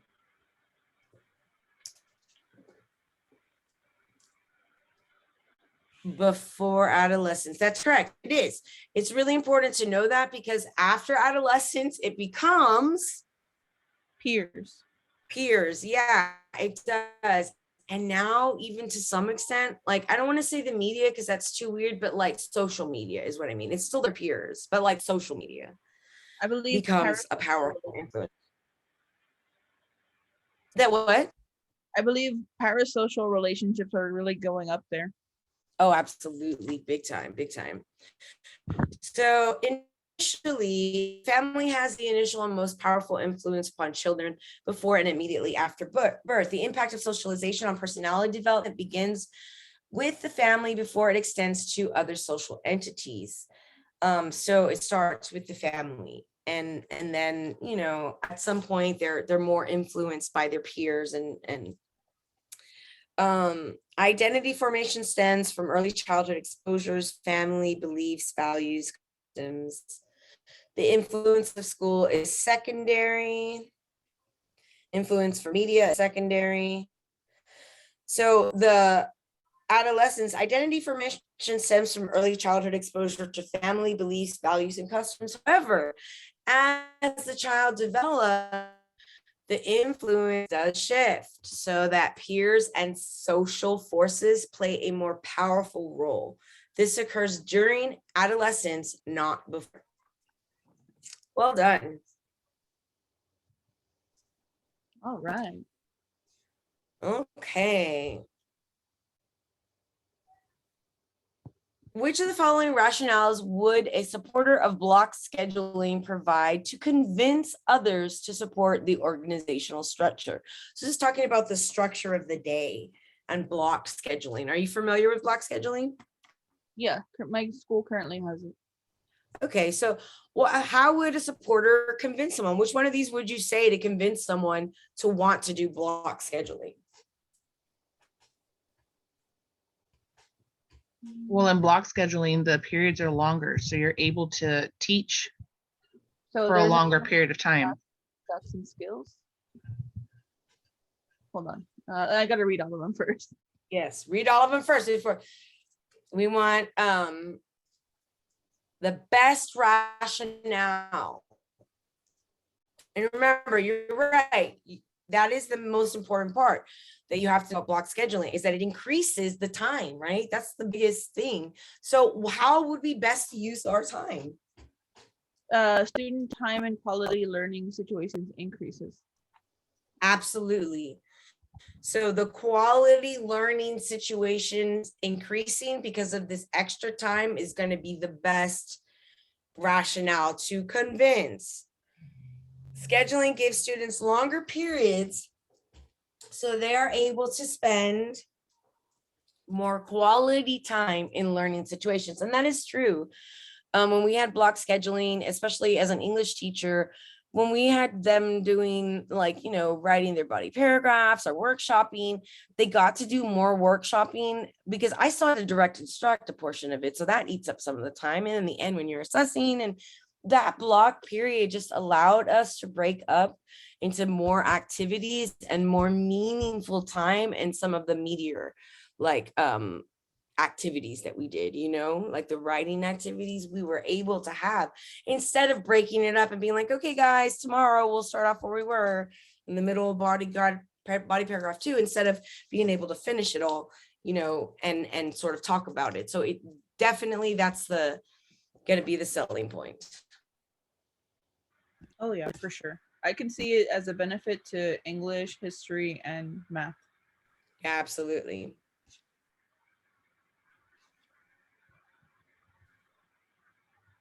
Okay, this is an important one. 31. A class is learning about the impact of a famous person had on society. As an enrichment activity, here we go again, the teacher allows students to choose any person that has influenced their life in a positive way and write about that person by giving students a choice. The teacher best demonstrates an understanding of the importance of, by giving students a choice, the teacher best demonstrates an understanding of the importance of. So what's the question asking and what's our goal here? It's allowing students to choose any person, and the question is asking, what is the importance of that? And earlier you were speaking on how intrinsic motivation is when the student is self-motivated. Right. So it would be promoting motivation compared to the others. It seems like the best. Absolutely. So giving them that choice, that agency promoted the engagement. So where is it at? Students always, always, always learn better if they can relate the lesson to their own life or real world experiences or something that's interesting to them. So they will always learn better if they can do that. And if they chose it, then obviously they relate to it or they're interested in it. So excellent job. Do you think you could find a two-part question? Those are always intimidating me. Sure, let me look, see if I can find a two-part question.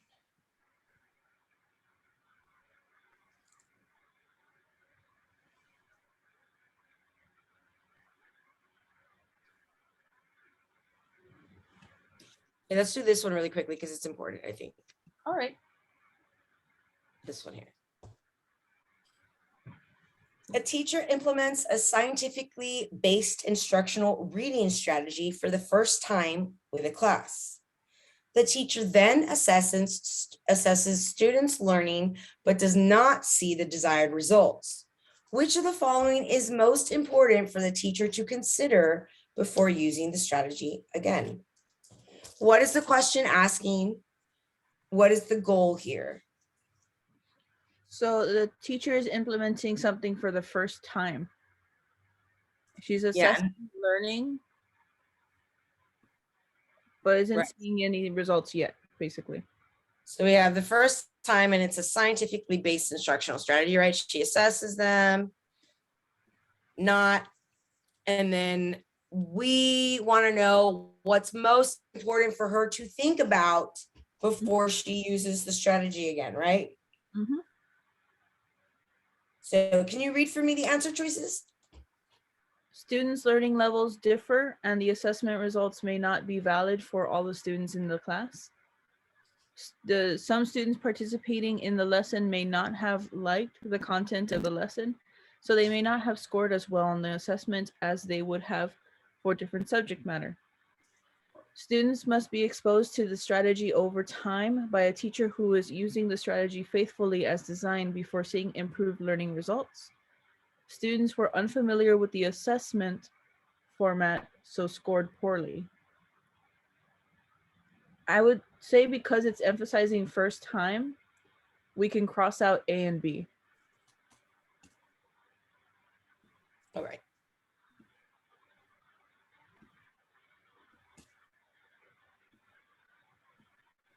Okay.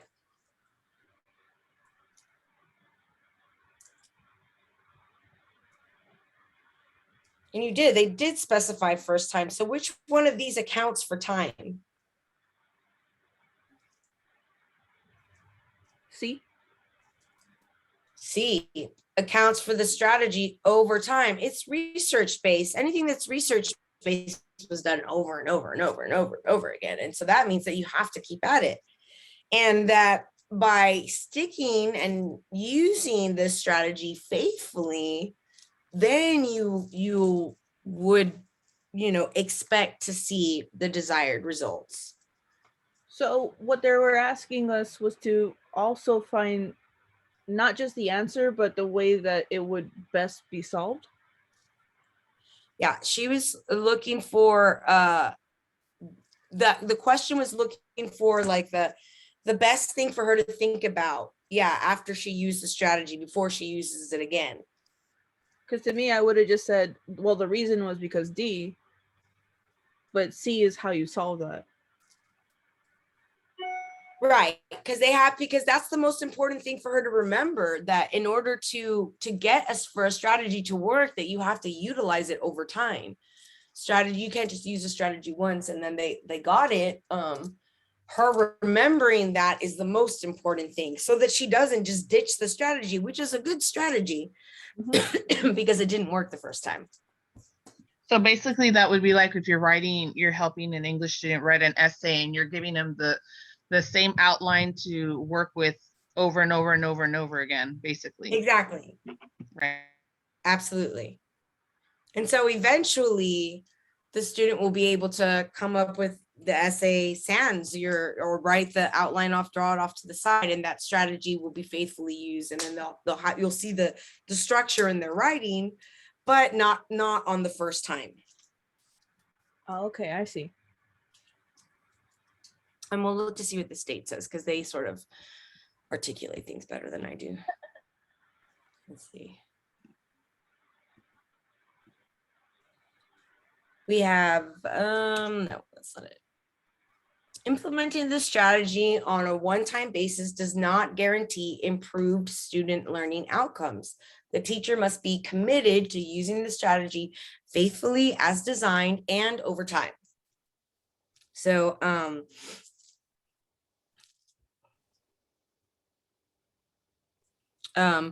D is incorrect, because even though it might be true what you said, it is fidelity to the original research that must be considered first. Now, because it was a research-based instructional strategy, we know it works, right?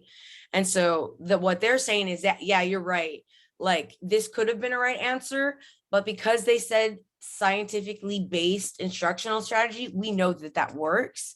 And so the most important thing is not that they're unfamiliar with the assessment, but that we have to implement the strategy over time.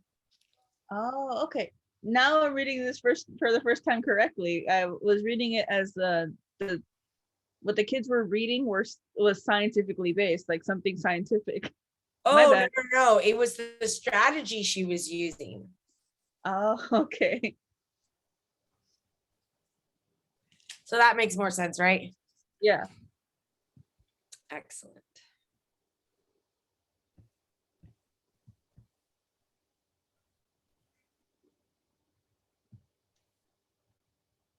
Yeah, I think I just get intimidated by the ones that have a whole summary type statement and then 2 questions that follow. For sure. Yeah, those are a lot on the test. I see them. It's like it says one thing and there's like 4 questions to that one particular question, or 4 answers to, you know what I'm saying? You have to go back. Like There's this one here. Yeah, this one here has 4 to it. And this one actually is a really good one to practice with, because it's pretty lengthy here, meaty. And then each of them, the thing is that once you go through all of them, you'll look to see that the word connections are there just so very obviously. So here's the unit of study, a middle school teacher. Have you done this one with me? No. Okay. I just couldn't remember if you had been to another one of the sessions. So middle school teachers preparing a class for a field trip to the state legislature and planning a unit to help the students understand the role of a legislator in a state government. Legislative unit, this is our plan. Objective 1 is research. Students will work in small groups to gather information about a legislative issue and publish that information in report form. 2, analysis. Students will form an opinion on their issue and demonstrate an awareness of the significance of the issue. Objective 3, propose a bill. Students will work in small groups to write a draft of a proposed bill about their issue. Objective 4, discussions. Students will discuss the issue with peers, attempting to persuade peers to adopt a certain position on the issue. 5, mock legislative session. Students will demonstrate an understanding of the legislative process and participate in a mock legislative session. So here we are. Which of the following is the primary concern for a teacher to address when evaluating objective 2? Now, I always want for you to, what's the main idea of the question, and put it in layman's terms. Primary concern in layman's terms is like the main issue or the main worry. Main worry. What's the main worry for the teacher to address when she's evaluating objective 2? Objective 2 is analysis, right? When she's evaluating this objective, which is students will form an opinion on their issue and demonstrate an awareness of the significance of the issue. What's her main worry when she's evaluating that? How A, they're gonna show it? that what? How they're gonna show that they're analyzing it? Like proof. Right. How is it measured? How is it directly measurable? Yeah. So your answer choices are: the desired outcome is not directly measurable. The student action is not appropriate for a group activity. The intended action does not meet the goal of the project. The proposed objective does not require higher level thinking. So we know the proposed objective is for students to form an opinion on their issue and demonstrate an awareness of the significance of the issue. So is this student action of them having an opinion and gaining awareness, is it appropriate for their understanding on the state legislator unit?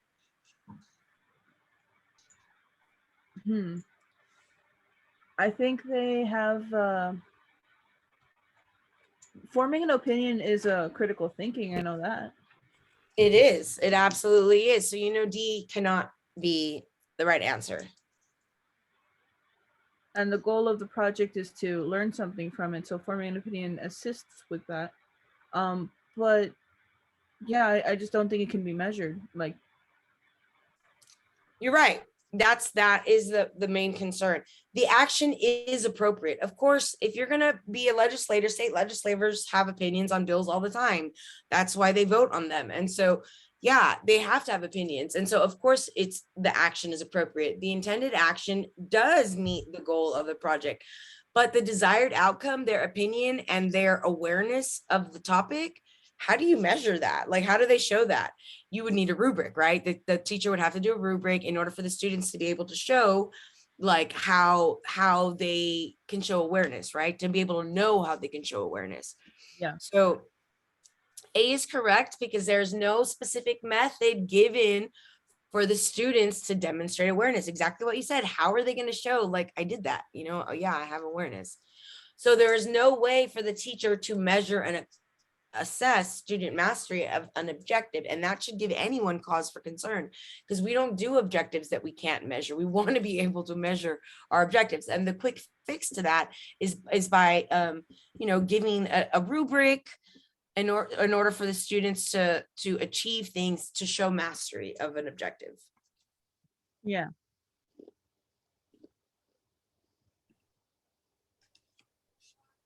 Okay. So next we have, which of the following will best ensure proper classroom climate for objective 5? What, before we leave, to objective 5, is classroom climate? What does proper classroom climate mean? What does that mean in layman's terms? Isn't that a classroom environment, or basically like how they're Yeah, the classroom environment. We want like an effective classroom environment for objective 5, the proper classroom environment, right? Safe, respectable.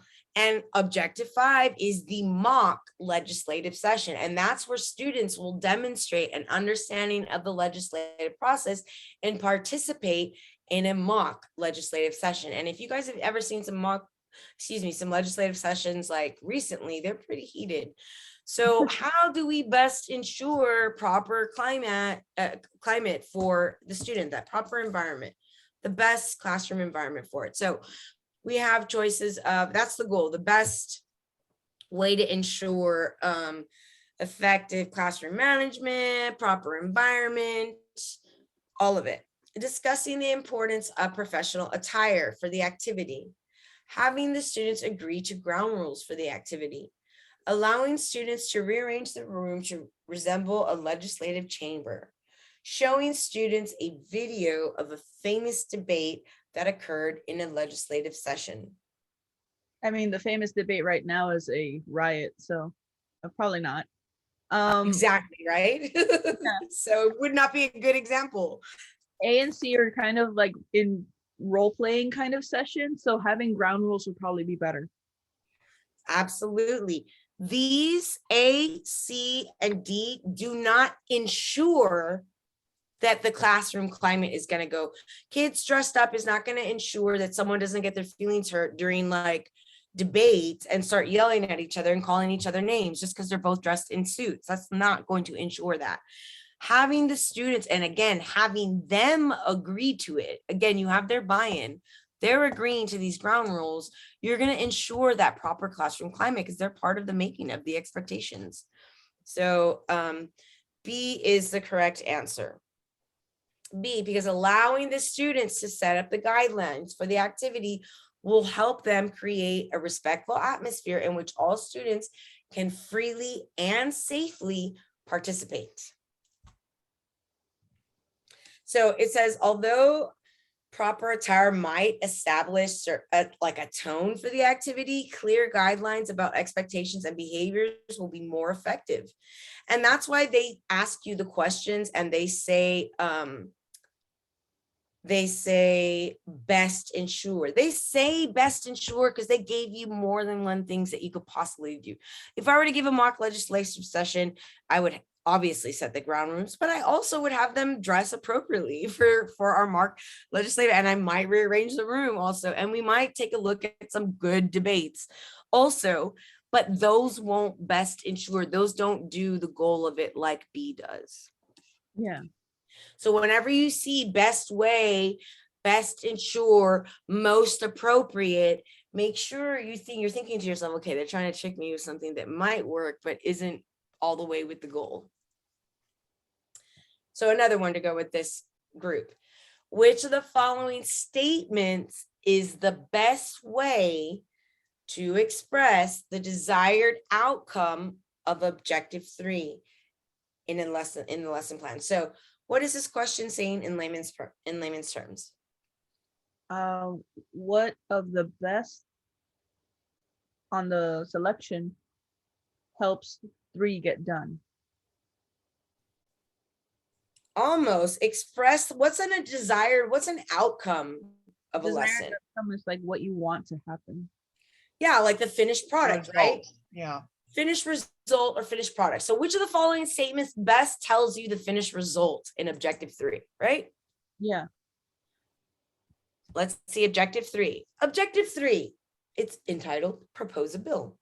Students will work in small groups to write a draft of a proposed bill about their issue. So what is the result that they should come out of that objective with?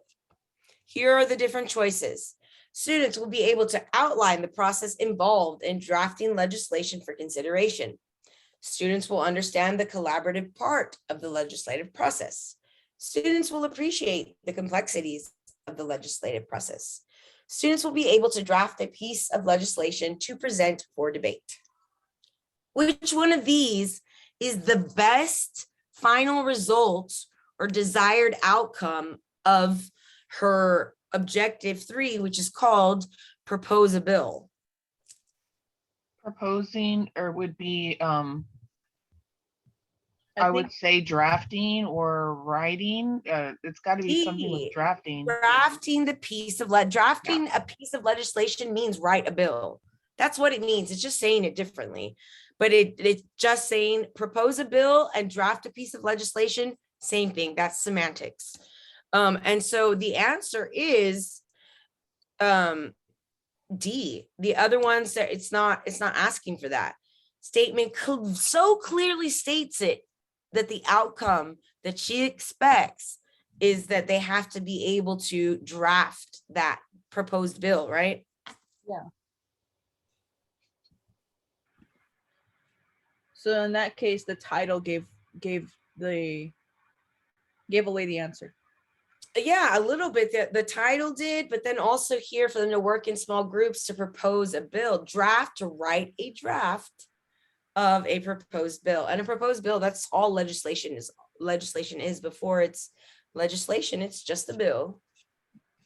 I forget where that's from, but it's like some cartoon that they used to show us, like Schoolhouse Rock, I think it was. God, I'm old. Yeah. Okay. With your function. Yes, there you go. Which of the following questions is best designed to elicit student responses that demonstrate mastery of both? Which of the following questions best designed to elicit? So elicit is to bring out a reaction. So in this case, they want to make a student respond. Demonstrate mastery of both components of objective 4. You would be kind of asking them, well, why should I vote for your bill? What's objective 4? I already forgot. Objective 4. She used to move the screen up. Oh. Uh-oh. I think she got kicked out. Yeah, I think time's up. Yeah.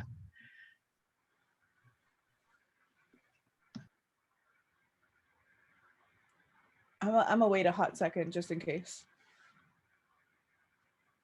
I think it's just important, like I said earlier, is just I did something like this with somebody else and they just kept telling me, just remember that your answer, the answer, if your question is in the answer or something like that, then that's your best choice. It's kind of just like she said, just rewording it in a different way, you know what I mean? So that's one of the strategies. I think strategies are just super important because I've taken this exam 3 times and I missed it by the most was 4 questions or 4 points. So Oh my it's just, yes, it's just super tricky. So I think the strategies are just super important. I feel like I forget the theories right away as soon as I start taking the test. Yeah, I study in the car and then I try and remember, okay, I got to remember this, I got to remember that. And then they give you like a scratch paper and like a marker. And as soon as I get there, like once I turn the thing on and they say that I can go ahead and start writing, I like start writing things that I told myself to remember just so that I can have like my own notes there. And that sometimes helps. That's so brilliant. I draw images. It helps me a lot. Yeah, that too. Like the triangle for the Bloom's taxonomy. Yes, yes. That one always gets me and I've always had to write that one out. Yeah, I think she got kicked out. Yeah, I don't think she's gonna come back. Yeah. Well, good luck tomorrow. Thank you so much. Yes, we'll see you guys. Yes, just relax. Don't see anything anymore. That's it. Just what you already have in your head, it's already there. Yeah. That's Yeah. something that they recommended me. I already took it too, and I got a 231. I didn't pass it. Oh Yeah. no. Yeah, Don't get so discouraged. We'll get it eventually. yeah. I'm gonna register for it for the end of the month. But I took the practice test though. I don't know if you took the practice test that they offer. Mhm. The one that you pay $10. No. Oh, no.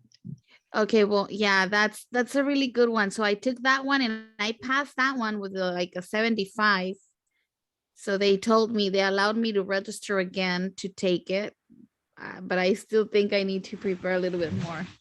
But And this is through this TEA? session really helped because she actually went into Question. those strategies of circling the keywords, going Mhm. into detail into each question. So that helps a lot. That's gonna help you for the test tomorrow. And I think that there should be more of these. I mean, I understand going over like the terms and stuff like that, but I think actually showing us the questions and showing us how to go about and, you know, like I said, keywords and strategies. Yeah, I it's think about that's what's gonna learning the help us. questions, like in Spanish is desmenuzar la pregunta. Yeah. para que, Yeah, so you're you chunking can- a sentence, you're chunking the question because it, yeah. I mean, I think at this point, I think we all know it. I think now we just need to learn how to pass the exam. Do you know what I mean? I don't know if that makes any sense, but Yeah, a lot of because the stuff, The tax test, it tricks you into getting the wrong ones constantly. exactly, right. And so I think we know, you know, what we have to do. And I think we know all this already. It's just now learning how to pass it. And by using the strategies and things we got to look out for and stuff like that. And the ELL questions are the tough ones too, you know. But yeah, I think and that's, those, just remember, we gotta focus on what's gonna benefit those particular students. yeah. when it's including the ELL. Mhm. So Benefiting without separating because we want to yes, be together. Right, Yeah. exactly. yes. Yeah. Okay, well, we'll see you guys. I'll see you tomorrow. See you Okay. tomorrow then. Good luck. Bye. Bye. Bye. Bye-bye.